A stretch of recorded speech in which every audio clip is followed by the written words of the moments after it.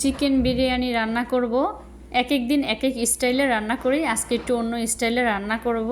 আসসালামু আলাইকুম এভরিওয়ান, কেমন আছেন? কাছের এবং দূরের, দেশ এবং দেশের বাহিরের যে যেখান থেকেই আমার ভিডিওটা দেখছেন, আশা করছি সবাই ভালো আছেন।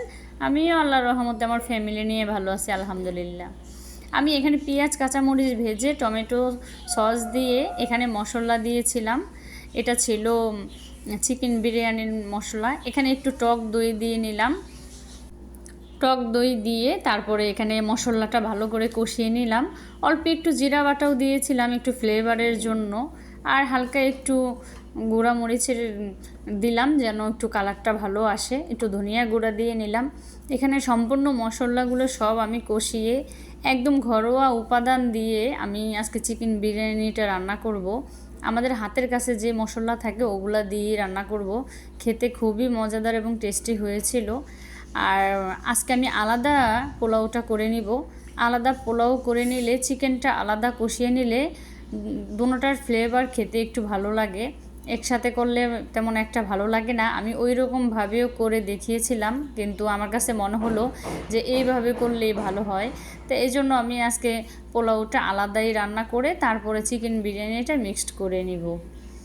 তা আমার ভিডিওটা যদি আপনাদের কাছে ভালো লাগে তাহলে প্লিজ আমার চ্যানেলটা সাবস্ক্রাইব করে দিবেন, আর পাশে থাকা বেল আইকন ক্লিক করে দিবেন। বেল আইকনে ক্লিক করে দিবেন, তাহলে আমি ভিডিও আপলোড করার সাথে সাথে নোটিফিকেশন আপনাদের মাঝে চলে যাবে। আর আমার চ্যানেলটা যদি আপনি সাবস্ক্রাইব করে থাকেন তাহলে আপনাকে অসংখ্য ধন্যবাদ। আমার ভিডিওটাতে লাইক দিয়ে পাশে বন্ধু হিসেবে থেকে যেতে পারেন। এই তো আমি এখানে গরম পানি দিয়েছিলাম। পোলাওতে গরম পানিটা দিলে পোলাওটা খেতে একটু ভালো হয়, এজন্য আমি গরম পানিটা দিয়েছিলাম। 1 কাপ চালের সাথে 2 কাপ পরিমাণ পানি দিয়েছিলাম, তাহলে পোলাওটা ঝরঝরে হয়।